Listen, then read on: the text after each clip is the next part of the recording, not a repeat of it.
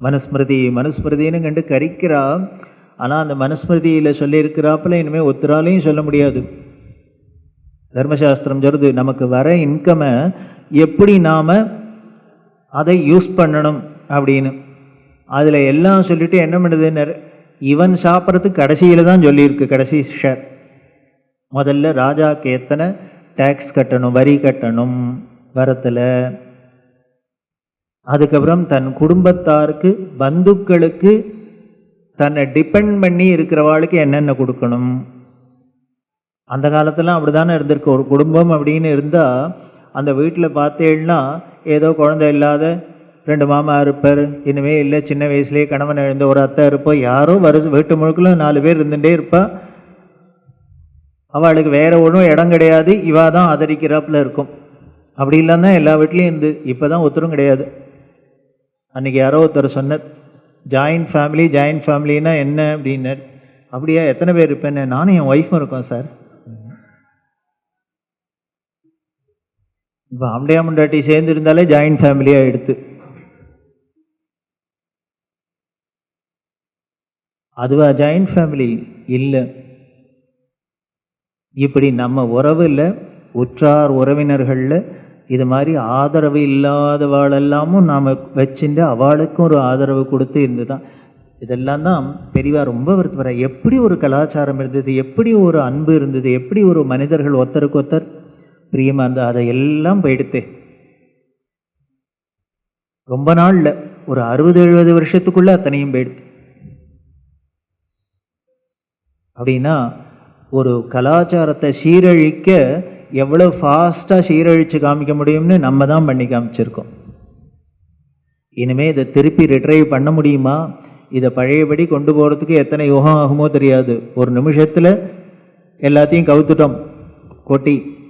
ஆனால் அதை திருப்பி கொண்டு வரத்துக்கு எவ்வளோ நாள் ஆகும் தெரியாது. அட்லீஸ்ட் திரும்பி அப்படி வரணும்னான்னு நமக்கு தோணுமா, இல்லை அதில் ஒரு ஆசை வருமா தெரியாது. அதைத்தான் வருத்தப்படுறா பெரியவா. தெய்வத்தின் கொள்ள எடுத்து பாருங்க, அதைத்தான் வருத்தப்படுறா. எப்படி இந்த உலகத்துக்கே வழிகாட்டியாக இருந்தது, உலகத்துக்கே வழியாக ஒரு கலாச்சாரத்தை இப்படி போய் பண்ணிட்டோமே. இதுக்கெல்லாம் என்ன காசு பணம் செலவா? என்ன செலவு இல்லை. அதனால் எதுக்கு சொன்னேன், ஒரு எஜமானன் அப்படின்னு இருந்ததுன்னா அவன் இனிமேல் வர இன்கம் முழுக்கல அவரே சாப்பிடணுங்கிறது இல்லை. எப்படி அதை டிஸ்ட்ரிபியூட் பண்ணி எப்படி தான் யூஸ் பண்ணணும், எத்தனை பர்சன்ட்டுங்கிறத முதற்கொண்டு சாஸ்திரம் சொல்கிறது. அதில் கடைசியாக சொல்லியிருக்கு, வேலைக்காரனுக்கு முதற்கொண்டு கொடுத்துட்டு அதுக்கப்புறம் இத்தனை பங்கு தான் இவன் சாப்பிடலாம். இதை சொல்கிற சாஸ்திரமே அப்படி தான் சொல்கிறது. அதனால் என்னை நம்பி இவாளெலாம் வேலை பார்க்குறான்னா இவாளுக்கு கொடுத்துட்டு தான் நான் சாப்பிடணும். அதுதான் தர்மம். நான் எங்கே போவேன், நான் சம்பாதிக்க முடியாது, சன்னியாசி. அதனால் உங்களை மாதிரி பக்தாலாம் கொடுக்கறத அவளுக்கெல்லாம் கொடுத்துட்டும் நானும் யூஸ் பண்ணலாம். அதுதான்ப்பா நியாயம் அப்படின்னு. இப்போ டாக்டருக்கு சொன்னான், எதுக்கு சொல்கிறேன், நீ என்கிட்ட பிரியமாக இருக்க, ஆசையாக எல்லாம் பண்ணுற, ஆனால் இப்படி உன் மனசுக்குள்ளே இது மாதிரி ஒரு எண்ணம் இருக்குது, அது ரொம்ப தப்புப்பா. அதனால் நீ மடத்துக்கு கொண்டு கொடுத்தா அத்தனையும் நானே சாப்பிடணுங்கிறது. நீனே ஒரு டாக்டர் சொல்ல, நீ ஒரு கூடை பழம் வாங்கிட்டு வந்திருக்க, நான் கூடை பழத்தையும் சாப்பிட்டேன்னா நாளைக்கு அப்புறம் இங்கே இருக்க முடியுமா? உனக்கே தெரிய வேண்டாமா இதெல்லாம்? அதனால் ஒன்று வச்சுக்கோ, நான் சாப்பிட்டாலும் ஒன்று தான், இவா சாப்பிட்டாலும் ஒன்று தான். நீ குறைப்பட்டுக்காத. நாம் வாங்கிட்டு போகிறத யாரோ சாப்பிட்ற அந்த அன்புங்கிறது, மனிதநேயம் அப்படிங்கிறது ஏதோ மனுஷாளுக்கு மனுஷால்தான் இல்லையே. கால வேளையில் சாப்பிட்றதுக்கு முன்னால் காக்காய்க்கு போட்டுட்டு தான் சாப்பிட்றது ஒரு பழக்கம் வச்சுருந்தாலே. அதே மாதிரி எத்தனை பேருக்கு தெரியும்னு தெரியல, கால வேளையில் காக்காய்க்கு போடணும்னு சாஸ்திரமே சொல்கிறது, போட்டு தான் சாப்பிடணும். அதே மாதிரி ராத்திரி சாப்பிட்றதுக்கு முன்னால் நாய்க்கு போட்டுட்டு சாப்பிடணும். எங்கள் ஊர்லலாம் வாசலில் திண்ணையிலேயே அதுக்குன்னு ஒரு தட்டு வச்சுருப்பா. எங்கள் பாட்டியெல்லாம் விளக்கேற்றி வச்சோன்னு சாயந்தரம் உடனே அதுக்கு துளி என்ன தயிர்லாம் விட்டு வேற நல்ல ஹெல்த்தி ஃபுட்டு தான், அதை போட்டு அதில் போட்டு வந்துடுவான். இப்படி கால வேளையில் நாய்க்கு போடுறது, சாயந்தர வேளை ராத்திரி வேளையில் நாய்க்கு போடுறது. இப்படிலாம் இருந்தால் இதை விடவா அன்பை காமிக்க முடியும்? இதை விடவா மனித நேயத்தை காமிக்க முடியும்? மனிதாபிமானத்தை காமிக்க முடியும்? காரணம் என்னென்ன, அது எதுவாக இருந்தாலும் ஈஸ்வரன் தான் அதுக்குள்ளேயும். ஏன்னா பகவான்னா கீதையில் சொல்லு. அதனால யாரு சாப்பிட்டாலும் அது நான் சாப்பிட்டது தான். இதைத்தான் இங்கே பெரியவா சொன்னோம். அதனால இனிமே அந்த அக்ஞானத்தை விடு, கொண்டு கொடுக்கறதோட வச்சுக்கோ. அதை நான் எப்படி யூஸ் பண்ணுறேங்கிறது நான் தீர்மானம் பண்ணணும். எனக்கு அந்த ரைட்ஸ் கூட கிடையாதா? எனக்கு கொடுத்ததுக்கு அப்புறம் நான் அதை எப்படி யூஸ் பண்ணணும், நீ எப்படி ரைட் கொண்டாடலாம் சொன்னா? அந்த அக்ஞானத்தை விடு. ஏதோ அவா சாப்பிட்றா இவா சாப்பிட்றாங்கிறதுனால நான் எடுத்துக்கலேன்னு நினச்சிக்காத. அதுவும் என்னதான்ப்பா செய்கிறது. அப்படி இல்லாமல் சொன்னோன்னே டாக்டருக்கு என்ன பண்ணுறதுன்னு புரியல, அப்படியே விக்கிச்சு போய் நிற்கிற. நாம் சாதாரணமாக கேஷுவலாக ஒரு வார்த்தை சொல்ல போக அது பெரியவாளை எப்படி பாதிச்சிருக்கு, அதுக்கு எப்படி நமக்கு சொல்லித்தராங்க. இப்படி பேசினே இந்த பெரியவா என்ன பண்ணா, இந்த தட்டில் எடுத்து எல்லாத்தையும் 2-4 நாள் வச்சா இல்லையா, உடனே அதை காமிச்சிட. இவர் நீ வாங்கிட்டு வந்தது இத்தனையும் ராத்திரி சந்திரமௌலீஸ்வருக்கு நைவேத்தியம் பண்ணிட்டு நானே சாப்பிட்றேன் போருமா அப்படின்னா. நானே சாப்பிட்றேன் போருமா, திருப்தி தானே உனக்கு? இப்படி சொல்லிட்டு அந்த கூடையில் மீதி நிறையா இருக்கே, அதை என்ன பண்ணினா இப்படி எடுத்தா ஒரு ஆப்பிள் எடுத்து அப்படின்னா ஜன்னல் வழியால் வெளியில் போகிறது. ஒரு ஆரஞ்சு எடுக்கிற அப்படி தூக்கி விட்டு எறிகிற, ஒரு மாதுளை எடுக்கிற தூக்கி விட்டு, இப்படி கூடையில் இருக்கிற பழத்தெல்லாம் விட்டு விட்டு ஜன்னல் வழியால் வெளியில் எறிகிறா. இதை பார்த்தோன்னே டாக்டருக்கு ரொம்ப வருத்தமாக போயிடுது. காரணம் என்னன்னு, நம்ம இவ்வளோ காஸ்ட்லியாக வாங்கிட்டு வந்த பழத்தை அட்லீஸ்ட் மடத்தில் பெருச்சாளிகள்லாம் திறந்தாலும் புண்ணியமானும் இருக்கும், இது ஒத்துருக்கும் இல்லாத ரோட்டில் வீசிடுறாரு பாரு, எப்படி இருக்கும்? நம்ம இருக்கிறதுலே பெரியவாளுக்குன்னு போய் நல்லதாக பார்த்து செலக்ட் பண்ணி வாங்கிட்டு வந்து தூக்கி ரோட்டில் விட்டு எறிஞ்சா வருத்தமாக தானே இருக்கும். இப்படி விட்டு விட்டு எறிகிற பெரியவா இவர் இப்படி பார்க்குறத பார்த்தா, என்ன நீ இவ்வளோ காஸ்ட்லியாக ஆசையாக வாங்கிட்டு வந்தெல்லாம் தூக்கி எறிகிறேன்னு உனக்கு இருக்கோ அப்படின்னா, அவர் என்ன ஆமாம் சுவாமியிலேன்னு சொல்ல முடியுமா? உடனே ஏந்துண்டு வா அப்படின்னா, அந்த ஜன்னலை எட்டி பாரு அப்படின்னா. பெரியவா சொன்னால் கேட்காத இருக்குமா? வந்தார் ஜன்னல் வழியால் எட்டி பார்த்தார். எட்டி பார்த்தா பின்னால் ஒரு சந்து. அந்த சந்தில் நரிக்குறவர்கள்லாம் ஒரு கும்பலாக போயின்னு இருக்கு.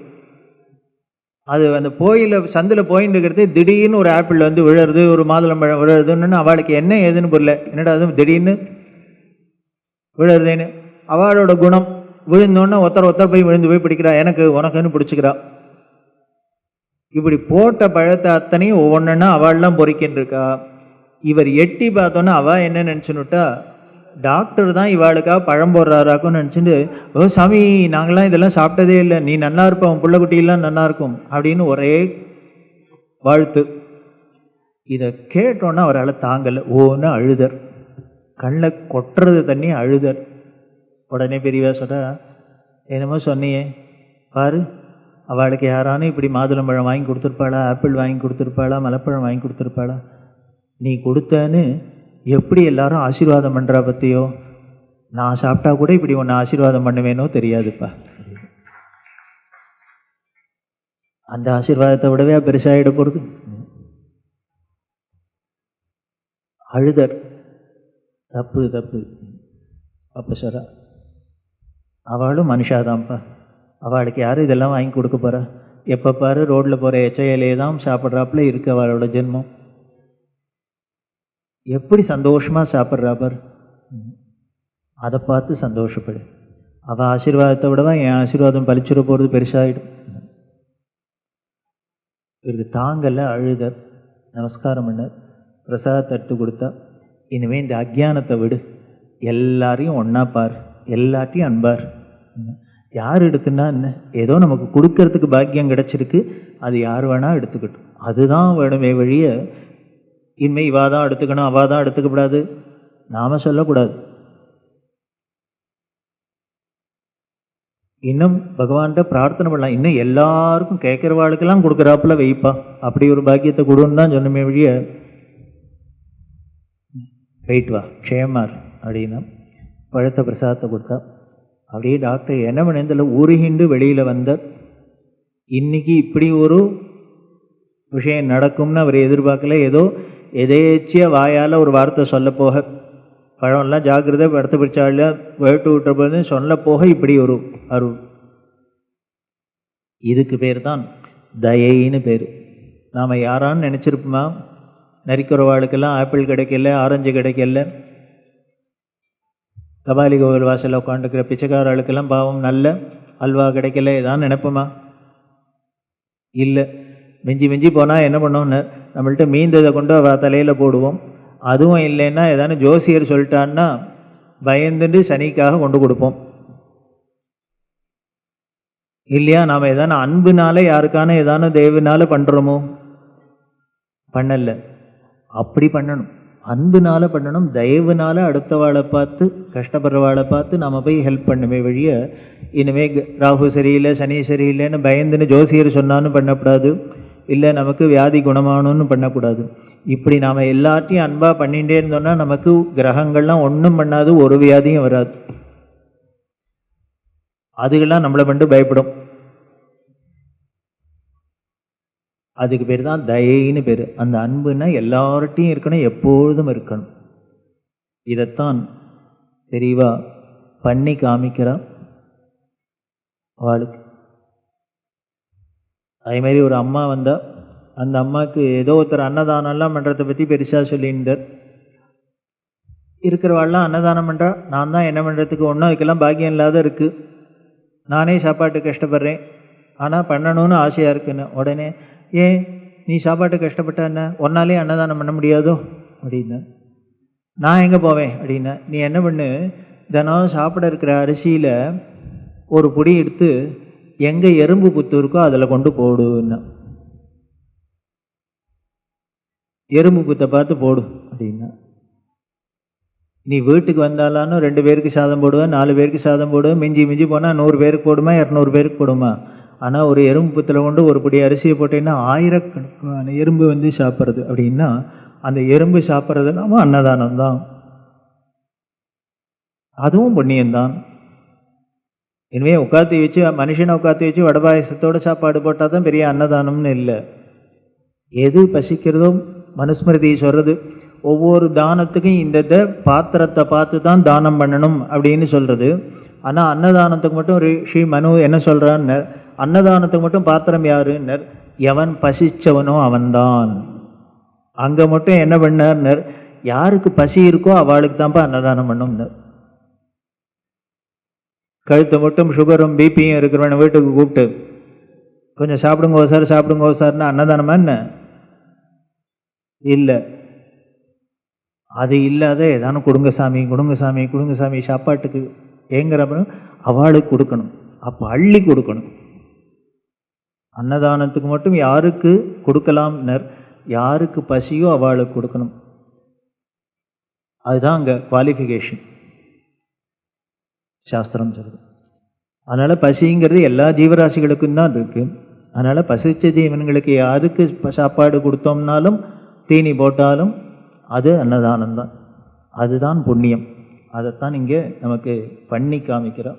அதுதான் அந்த பாட்டி சொல்கிறேன். அதனால் நீ இனிமேல் அன்னதானம் பண்ணலை, இனிமேல் எல்லாரையும் கூப்பிட்டு வச்சு சாப்பாடு சாதம் பண்ணி போடலன்னு வருத்தப்படாத. ஒன்னால் முடிஞ்சது உன் சக்திக்கு இதுதான் பெரிய அன்னதானம் பண்ணு. இதுதான் எல்லா ஜீவராசிகள்கிட்டையும் உள்ள அந்த தயை அப்படிங்கிறது. அதே மாதிரி இவ என்ன பண்ணுறா அப்படின்னா, சாந்தி பொறுமை. அந்த பொறுமை அப்படின்னா இனிமேல் இதுக்கு மேலே பொறுமையாக ஒத்துணும் இருக்க முடியாது, அப்படிதான் இருந்திருக்கா. எல்லாத்தையும் விட ரொம்ப அவரோட பொறுமைக்கு வேற என்ன வேணும்னார், நம்மளெல்லாம் பார்த்து அனுகிரகம் பண்ணுறாரு, இதை விடவா பொறுமை வேணும் இருக்கு. நமக்கே தெரியும் நம்மளோட குவாலிஃபிகேஷன், நம்மள்கிட்ட இருக்கிற குணம், நம்மள்கிட்ட எத்தனை குறை இருக்குன்னு தெரியும். நம்மளால் பொறுத்துக்க முடியறதா? நம்ம பெத்த பிள்ளையாக இருந்தால் கூட நமக்கு பிடிக்காத பண்ணினா கோச்சுக்கிறோம். நாளையிலேருந்து நீ என் பையன் இல்லைங்கிறார்.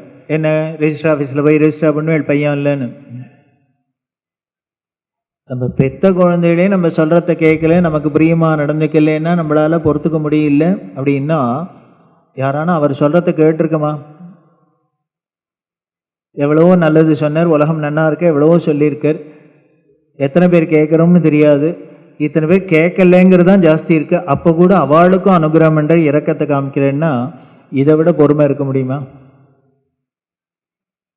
அதான் பொறுமை.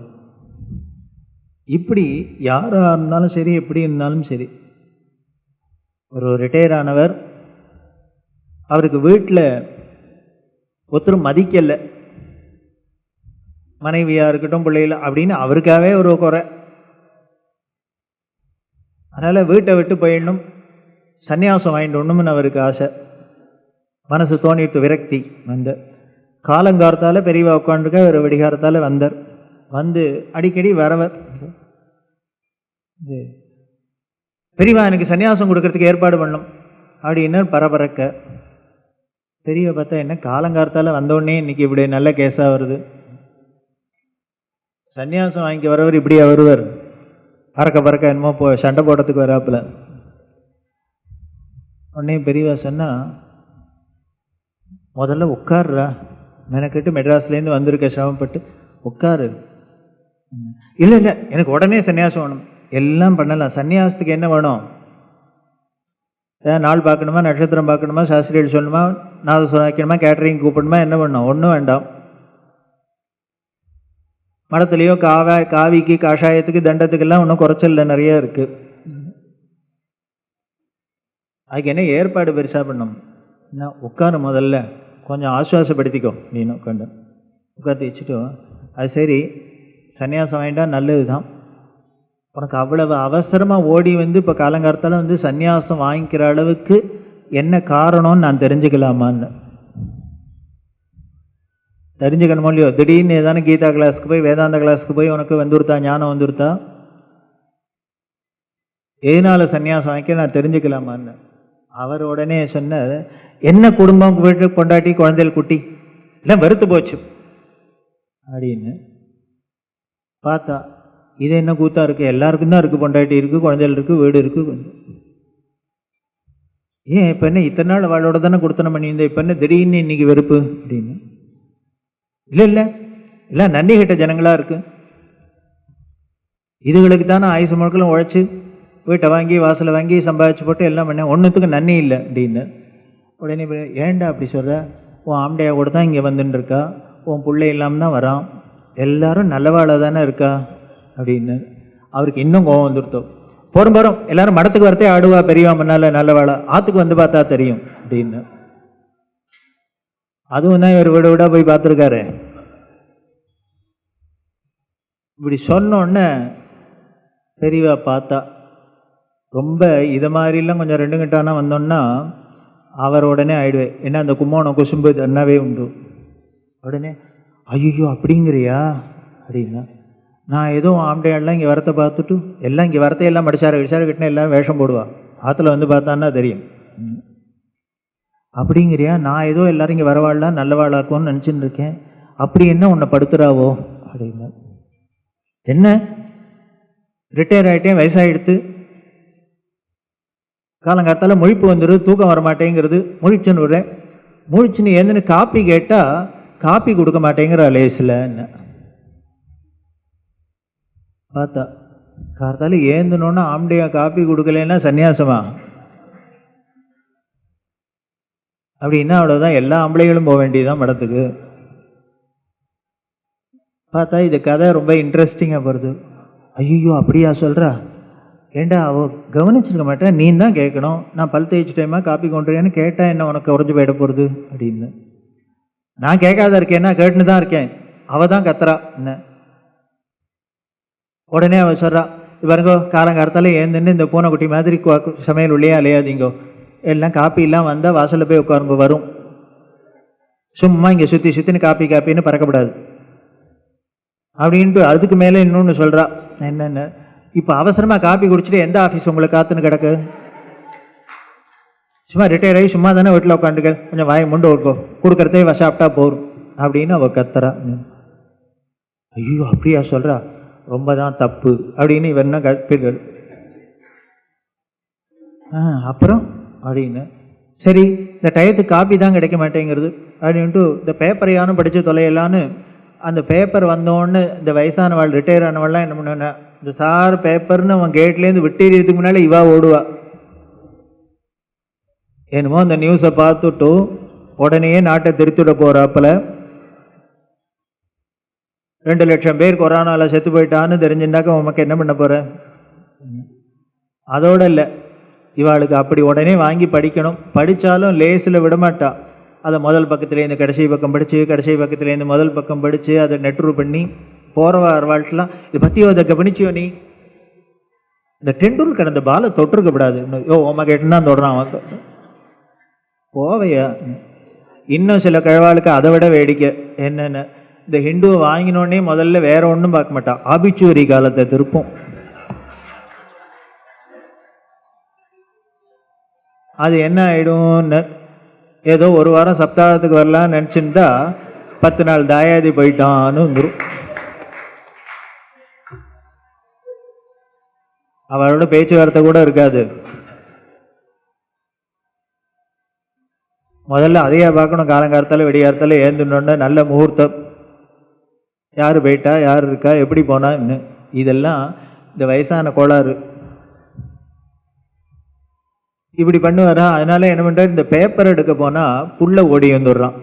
அப்பா அந்த பேப்பரை வந்தோடனே நீங்கள் எடுத்துன்னு உட்காந்து விடாதீங்க, நான் ஒரு கிளான்ஸ் பார்த்துட்டு போகிறேன் ஆஃபீஸ் போகிறதுக்குள்ளே. உங்களுக்கு என்ன, நீங்கள் என்ன ஆற்றுல சும்மா தானே இருக்கேள், மொல்ல பாருங்கோளே அப்படின்னு அவன் சொல்கிறான். ஐயோ அவனும் அப்படியே சொல்கிறானா? சரி, இப்போ காப்பியும் இல்லை பேப்பரும் இல்லை. சரி ஒன்றும் இல்லையே, குளிக்க போகலான்னு பாத்ரூம்குள்ளே நுழைஞ்சா நாட்டு பொண்ணு ஓடி வந்துடுறா. அவன் வந்து, அப்பா காலங்காலத்தால் நீங்கள் குளிச்சுட்டு என்ன பண்ண போகிறீள் இப்போ அவசரமா? அவர் ஆஃபீஸ்க்கு போகணும், குழந்தைகள்லாம் ஸ்கூலுக்கு போனால் எனக்கு சமைக்கிறதுக்கு என்ன இருக்குது? இந்த இருக்கிற ஒரு பாத்ரூமில் நீங்கள் போய் கதவை சாத்தின்னு விடாதீங்கோ, நீங்கள் போய் ஹாலில் உட்காருங்கோ, கடைசியாக குளிச்சா போகிறோம். என்ன இப்போ உங்களுக்கு ஆஃபீஸ் பழ போகிறது அப்படின்னு அவள் குளிக்க. இப்போ அவளும் அப்படியே சொல்கிறாளா? ஐயோ. அதனால் என் இஷ்டப்படி ஒன்றும் பண்ண முடியல. காப்பி கேட்டால் காப்பி இல்லைங்கிறா, பேப்பர் படிக்கலான்னா பேப்பர் படிக்க விட மாட்டேங்கிறா, குளிக்க போகலான்னா குளிக்க போக, ஒன்றும் என் இஷ்டப்படி நடக்க மாட்டேங்கிறது. நான் கட்டின வீடு, எனக்கு ஒரு சுதந்திரம் இல்லை அப்படின்னார். இவர் வந்துட்டார், மாட்டேன்னு சொல்ல முடியுமா? பெரியவா எதை சொன்னாலும் கேட்பேன், செய்கிறேன்னு. கார்த்தால் நீ எத்தனை மணிக்கு ஏந்திருக்கிறேன்னு அப்படின்னா, அது வயசான உடம்பா 4 மணிக்கே ஏந்துனுறேன் அப்படின்னார். ஓகே, நல்லது தான். உஷத்காலத்தில் ஏந்துனா பிரம்ம முகூர்த்தம் நல்லது தான். சரி, நீ ஏந்திருக்கிறதே ஆற்றுல மற்றவாள்லாம் எப்போ ஏந்திருக்கிறான்னார். அதுகள்லாம் 6 மணிக்கு பால்காரன் வந்து பெல் அடித்தா தான் ஏந்திருக்கும் அப்படின்னு. ஓ, அப்போ நீ 4 மணிக்கே ஏந்திருடா, அவள்லாம் 6 மணிக்கு தான் ஏந்திருப்பா. அப்போ அந்த 4லேருந்து 6 மணி மட்டும் பாத்ரூம் காலியாக தானே இருக்குன்னா. இவர் கழவர் 7 அரங்க பார்த்தாரு. ஆமாம் காலியாக தான் இருக்கும்னு. அப்போ ஒன்று பண்ணேன் அப்படின்னு, ஏந்திருக்கிறதா ஏந்திருக்கிற, பிராதஸ்நானம் பண்ணினா ரொம்ப விசேஷம், அதனால் ஏந்தினோன்னு பல்ல தேய்ச்சிட்டு ஸ்நானம் பண்ணிவிடேன்னா, குளிச்சுடேன். இப்போ நாட்டு பண்ண வர மாட்டாளோ இல்லையோ. இவர் பார்த்தார், அதுவும் நல்ல ஐடியா தான். குளிச்சுட்டு இனிமேல் காப்பி என்னமோ 6 மணிக்கு தான் வரப்போகிறது, இனிமேல் வெறுமனை உட்காந்துக்க போடாது, இப்போ மடியாக வேற உட்காந்துக்கணும், ஸ்நானம் பண்ணிட்டு விபூதியை போட்டுன்னு உட்காந்து காப்பி. உடனே நீ 4:30 மணிக்கே குளிச்சுட்டு அது வரைக்கும் என்ன பண்ணுறது, காப்பி வர வரைக்கும் யோஜனையாக இருக்காக்கும். ஒன்று பண்ணேன், ஆஃபீஸ்க்கு போகிறதே தான் அவசரம்னு 12 காயத்ரி 24 காயத்ரின்னு ஜபம் பண்ணுறதுக்கு டைம் இல்லாத இருந்தது. இப்போ 4:30 மணிக்கு ஸ்நானத்தை பண்ணிவிட்டு சஹஸ்ராவர்த்தி 1000 ஆவர்த்தி காயத்ரி ஜபம் பண்ணின்னு உட்காந்துக்கோ. வயசான உடம்பு கொஞ்சம் கஷ்டமாக தான் இருக்கும், ஆனால் பண்ணி ப்ராக்டிஸ் பண்ணி அதோட நன்மை தெரிஞ்சு கொடுத்தோம்னா அப்புறம் ஆசை வந்துடும். பண்ணேன் அப்படின்னா இப்போ பார்த்தார், சாமியார் பொல்லாதவராக இருக்கார். வெறுமனை போய் நம்மளை போய் தினம் 1000 ஆவர்த்தி காயத்ரி பண்ணால் எவனான்னு பண்ணுவேன்னா போயா வேலையை பார்த்து நின்று விடும். இப்போ நம்மளோட வீக்னஸை இவர் எப்படி உபயோகப்படுத்திக்கிறார் பண்ணு. இப்போ மாட்டேன்னு சொல்ல முடியாது, பண்ணி பார்க்கணுங்க, அதை பாரு, பண்ணிக்கோ, ட்ரை பண்ணு அப்படின்னா. இப்படி நீ மூக்க பிடிச்சின்னு உட்காண்டுன்னு வச்சுக்கோ, ஆம்டே வாப்போ இந்த பிராமணன் என்ன தினம் காப்பின்னு சுற்றுறது, இன்றைக்கி என்ன இப்போ புதுசாக மூக்க பிடிச்சின்னு உட்காந்துருக்குன்ட்டு நீ வரலன்னொன்னா அவளுக்கும் வந்துடும். ஏன்னா இந்த காப்பி கடையெல்லாம் முடித்தா தானே அடுத்த சமையல் கடைக்கு போகலாம். உடனே அவன் என்ன பண்ணும், காப்பியை ஏற்றின்னு வந்து போகிற மூக்க பிடிச்சிருந்தது, இதை வாயில் ஊற்றிங்கோ அப்படின்னு காப்பியை கொண்டு வைப்போம். இப்போ காப்பியை குடியேன் என்ன, இப்போ பற்றியோ காப்பிக்கு காப்பியும் ஆச்சு, காயத்ரிக்கு காயத்ரியும் ஆச்சு.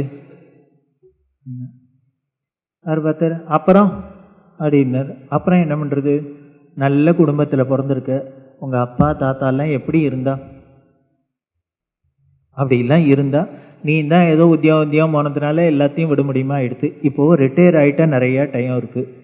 நீ என்ன பண்ணு, இப்போ காப்பியும் குடிச்சிட்டு பூஜை ரூமுக்கு போ, அங்கே போய் ஒரு பூஜையை பண்ணு. ஒரு ராமாயணம் பாகவதம் ஏதான ஒரு பாராயணம் பண்ணுறதுன்னு வச்சுக்கோ. இப்படியே பண்ணினா 2 மணி நேரம் போல் அங்கே கழிஞ்சிடும்.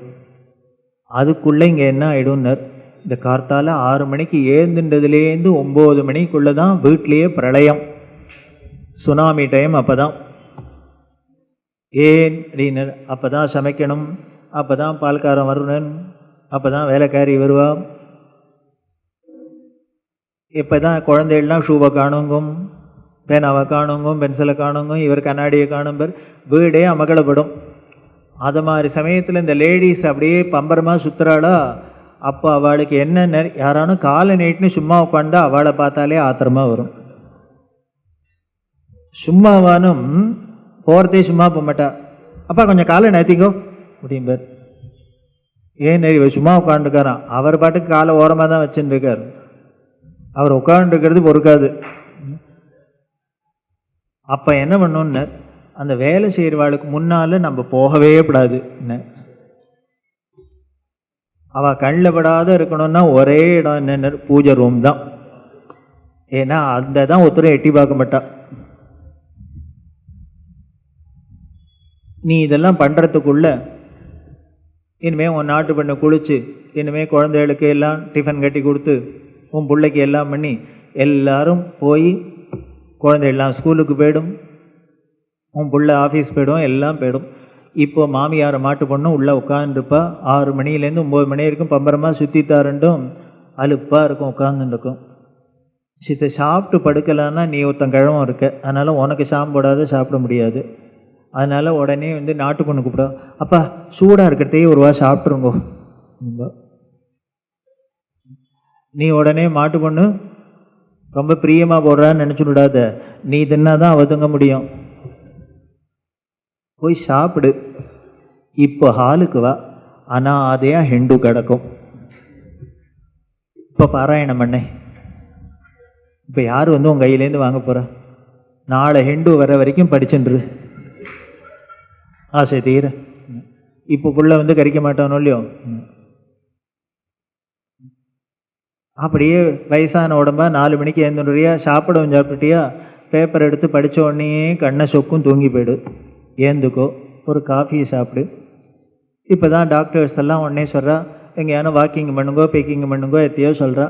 அதுக்கு ஏதோ காலங்காலத்தால் ஒரு ட்ராயரையும் மாட்டின்ட்டு நாயையும் இழுத்துட்டு பீச்சில் அலையாத நீனும் மயிலாப்பூரில் தான் இருக்க, கபாலியை 4 மாட வீதியை 4 பிரதட்சணம் பண்ணேன் அப்படின்னா, கிலோமீட்டருக்கு கிலோமீட்டரும் ஆச்சு, புண்ணியத்துக்கு புண்ணியமும் ஆச்சு. இப்படிலாம் பண்ணு. குழந்தைகள் ஸ்கூல்லேருந்து வரும், நீனோ படித்து வச்சு உத்தியோகமாக இருந்தவன், அந்த குழந்தைகள்கிட்ட பிரியமாக கேளு, உனக்கு ஏதான சந்தேகம் இருக்கா, தாத்தா சொல்லி தட்டுமா சொல்லு. வெளியில் போகிறியா, நாட்டு பண்ணிட்ட கேளு, ஏம்மா நாளைக்கு கரிகா இருக்கா, சாமான் இருக்கா, நான் ஏதானு வாங்கிட்டு வரட்டுமா, இப்படிலாம் கேளு. ஒன்றே ஒன்று வச்சுக்கூடா, எல்லாரும் நல்லவா தாண்டா. நாம் மட்டும் அடுத்த வாழை கொஞ்சம் உதவியாக இருந்துட்டோம்னா ஒருத்தரும் நம்மளை சும்மா இருக்கேன்னு கண்டு கரிக்க மாட்டான். நம்ம எப்போ பாரு உடனே ஹால்லையே உட்காந்து காலை நீட்டுன்னு வரவாள்லாம் அதிகாரம் பண்ணின்னு தான் அவளுக்கு ஒரு கோபம் தான் வரும். ஃபேமிலினாலே குடும்பம்னாலே அட்ஜஸ்ட்மெண்ட்டு தான்டா. இனிமேல் நீ 8 மணிக்கு தான் குளிக்கணுமா, 4 மணிக்கு குளிக்கப்படாதா, எப்போ என்ன காலியாக இருக்கோ அப்போ யூஸ் பண்ணிக்கிறதுல என்ன தப்பு. விட்டு கொடுக்கறதுனா குடும்பம்னா விட்டு கொடுக்கறது தானே குடும்பம். இப்படிலாம் கொஞ்சம் அட்ஜஸ்ட் பண்ணிட்டோன்னு வச்சுக்கோ, அப்புறம் ஒருத்தரும் ஒன்றை சும்மா தானே இருக்க, ஆற்றுல ரிட்டையர் ஆகி சும்மா தானே இருக்கேன்னு சொல்ல மாட்டா. இப்படி கொஞ்சம் பண்ணி பார்க்குறியான்னா இதெல்லாம் கேட்டோன்னே இவருக்கு ஓ இப்படி கூட பண்ணியிருக்கலாம் போல இருக்கே, நம்ம தெரியாதனமாக சன்னியாசம்ட்டோம் அப்படின்னு இப்போது பயம் வந்துடுத்து, பெரியவா சன்னியாசம் கொடுத்துட போகிறாளோன்னு. ஏன்னா போராத்துக்கு யாரோ காவி கவியெல்லாம் வேற தூக்கிட்டு வர்றார். இவருக்கு டயலமா என்ன பண்ணி பார்க்கறது? பெரியவா சொன்ன ஐடியாப்படி குடுத்தனம் பண்ணி பார்க்கறதா இல்லை சன்னியாசம் வாங்கிக்கிறதா? என்ன பண்ணி பார்க்குறியா அப்படின்னார். இவர் முழிச்சுன்னு இருக்கார். அப்போன்னு பார்த்து ஒருத்தர் ஓடி வந்தார். ஒரு பையன் ஓடி வந்து ஓன்னு அழுதுன்னே வந்தான். நமஸ்காரம் பண்ணான். அதான் பெரியவா, அதான் பெரியவா. கார்த்தாலேருந்து இவர் என்ன பண்ணியிருக்கார்? கோச்சிண்டு சன்னியாசம் வாங்கிக்கிறதுன்னு என்னமோ விரக்தி. காலங்காலத்தால் ஃபஸ்ட்டு பஸ்ஸை பிடிச்சி நேராக காஞ்சிபுரம் வந்துட்டார். ஒத்துட்டையும் சொல்லலை வீட்டில். சொல்லலாத வந்தோடனே காத்தால காப்பியை கறந்துன்னு அந்த அம்மா பார்த்துருக்கா புருஷனை காணும்னு. நேரம் ஆக கவலை வந்துடுத்து. பிள்ளைகிட்ட கேட்டிருக்கா, என்னடா அது என்னாச்சு, உங்கள் அப்பா எங்கே போனார் ஏது போனார் தெரியல அப்படின்னா, வீடே பரபரப்பாக எடுத்து கிழவரை காணும்னு. இங்கே தேடி அங்கே தேடி உடனே இந்த ஃப்ரெண்டாத்துக்கு போயிருப்பா அங்கே போயிருப்பா எல்லா இடத்துக்கும் ஃபோன் பண்ணி பார்த்தா ஒரு இடத்துலையும் இல்லை. எல்லாம் மார்ச்சுவரி முதற்கொண்டு பார்த்தாச்சு, எங்கேயானு இருப்பராக்கோன்னு. ஒன்றும் இல்லைன்னு அழ ஆரம்பிச்சிட்டா. என்னமோ ஆயிடுத்து உங்கள் அப்பாவுக்கு, எங்காச்சு என்னாச்சுன்னு தெரியல அப்படின்னு. அம்மா ஒரே அழுதுண்டு, எனக்கு தெரியாது, உங்கள் அப்பாவை கண்டுபிடிச்சிருக்கு, நீ ஆஃபீஸ் போகக்கூடாதுன்னு பிள்ளைகிட்ட சொல்லி அவர் லீவை போட்டு எல்லாம் தேடி கிடைக்கலன்னொடனே என்ன பண்ணுறதுன்னு தெரியல. இவளுக்கு திருப்பி திருப்பி பெரியவா. உடனே அம்மா சொல்லியிருக்கா, எனக்கு என்ன பண்ணுறதுன்னு தெரியல, கவலையாக இருக்குது, நீ ஒன்று பண்ணு, உடனே வண்டி எடுத்துன்னு காஞ்சிபுரம் போ, பெரியவாள்கிட்ட போய் சொல்லும் அப்படின்னுக்கா. இவர் வண்டியை தூக்கின்னு வந்திருக்க. பெரியவாள்கிட்ட வந்து அப்பாவை காணும், என்ன பண்ணுறது, பெரியவா தான் அனுகிரகம்னு கேட்கலான்னு வரார். அப்பா கைத்தாப்பில் பெரியவாளுக்கு தாப்பில் 2 கழவாளும் உட்காந்து பேசின்னு இருக்கா. இப்படி பெரியவாள்கிட்ட கேட்கலான்னு வரத்தையே அப்பாவை பார்த்தோன்னா அவனுக்கு சந்தோஷம், எமோஷன். இந்த பெரியவாள்கிட்ட வந்து சொல்லணும்னு நினச்சினே சொல்கிறதுக்கு முன்னாலேயே அப்பா கிடச்சுட்டா, அதான் பெரியவான்னு. பெரியவாத்த போகிறோம், உங்கள் அப்பா கிடச்சது. காத்தாலேருந்து என்ன ஏந்திருக்க விடாத உட்காந்துருக்க, நீ எப்போ வரப்போற, நாங்கள் ஆத்த இன்னைக்கு வந்து இழுத்துன்னு போகிறோம் இல்லையா? வேறு மொட்டையடி சன்னியாசம் சன்னியாசம்னு பிடிச்சி பெரியவாளுக்கு சொல்பேன், அவள்லாம் ரொம்ப நல்லவா தான். இதான் பெரியவா. இதுக்கு தான் குரு வேணும். நாம் என்ன பண்ணுவோம்? பொறுமை இல்லாத, ஒரு அண்டர்ஸ்டாண்டிங் இல்லாத, ஒரு சகிப்புத்தன்மை இல்லாத, எல்லாத்தையும் தப்பாக புரிஞ்சுண்டு எமோஷனலாக ஒரு முடிவை எடுத்தோம் கவுத்தோம்னு பிஹேவ் பண்ணுவோம். ஆனால் ஞானிகள் என்ன பண்ணுவார்? எந்த ஒரு விஷயமா இருந்தாலும் அதை அமைதியாக ஹேண்டில் பண்ணிட்டு அதை சால்வ் பண்ணுறது தான் பெரியவா. அதுக்கப்புறம் அவர் சதாபிஷேகம் பண்ணிட்டு கொடுத்தனம் பண்ணிட்டார்னு வச்சுக்கோ, அது வேற விஷயம். இதுக்கு பேர் தான் பொறுமை. நம்மளா இருந்தால் என்ன பண்ணுவோம்? காலங்கரத்தால் வந்து சன்னியாசம், உன் பொண்டாட்டியும் பிள்ளையும் சரியில்லைன்னு நான் என்னடா பண்ணுவேன்? ஒரு சன்னியாசிட்ட வந்து கேட்குறேன் அப்படின்னு இவர் பாட்டுக்கு இவர் வேலையை பார்க்க போகலாமோ இல்லையோ? இல்லை. என்ன பண்ணுறது? என்ன பண்ண தெரியவா சொல்கிறா, இப்படி தான் வரவா அத்தனை பேரும் தங்களோட ப்ராப்ளத்தையும் அதையும் சொல்கிறதுக்கு தான் அங்கே போனோம். அத்தனையும் பொறுமையாக கேட்டுண்டு ஒவ்வொருத்தருக்கும் சொல்யூஷனை சொல்லி கொடுத்துண்டு அத்தனை பேரையும் ஹேண்டில் பண்ணிட்டு 1 நாளில் 2 நாளில் 100 வருஷமும் அப்படியே இருந்திருக்காருன்னா இவரை நடமாடும் தெய்வம்னு சொல்லாத வேற யாரை சொல்ல முடியும்?